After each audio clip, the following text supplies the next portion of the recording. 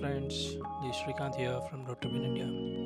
Welcome to our channel, and today we are going to talk about my latest trip to Ponnur, which is in Guntur district of Andhra Pradesh and also happens to be my native place. During this trip, I had the opportunity to fly the DJI drone that I purchased recently. The drone is air-to-S, and after initial thoughts about how to fly it over the last few weeks, this weekend I was able to fly it in my native place.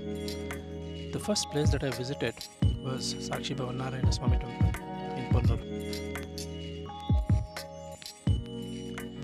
Bhavanarayana Swamy temple is very famous. It is believed to be built in the 11th century by then King Nalaparaju and later was renovated by Chola King Kulatunga. It is also said that this temple equals 108 Tirupati temples. Goddess Rajyalakshmi shrine is also located within this temple. In May of every year, there is a Rathotsavam which starts in Ponnur and goes until Old Ponnur.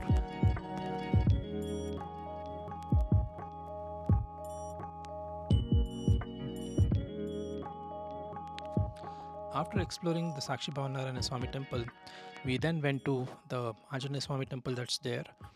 And this temple was built in 1969 AD by Kota Jagannathaswamy, and the Anjaneyaswamy and Garuda statues were installed. Anjaneyaswamy statue is 24 feet tall, 12 feet wide and 4-inch thickness.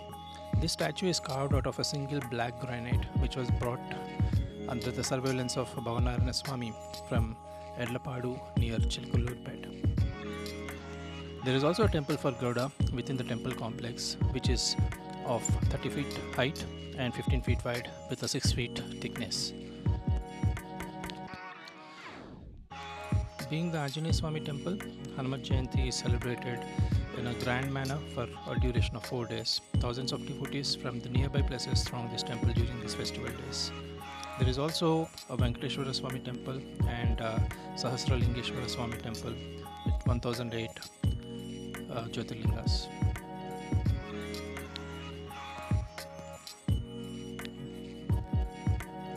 Flying the drone over the last few weeks and very recently on my trip to the native place, one thing that I've identified which will help in an experience is one, we need to ensure that all our batteries for the drone as well as the remote controller are charged, and there is a good amount of gap between two flights, and ensure that your drone is cooling down before you attempt another flight.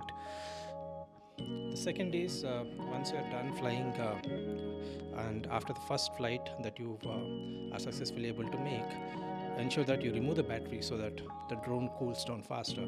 So this is something we tend to miss at times, and one experience that I had during this trip was once the drone went into the sky, the gimbal got a bit panicked and it was moving all over the place and the footage was really bad. So I had to go back in the evening to Anjaneyaswamy temple, and believe me, that was one of the best stations that I have taken.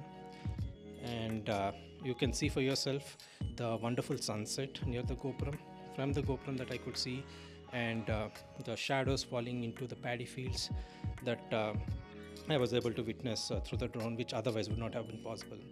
The next tip would be to ensure that you do a good recce of the place where you intend to fly.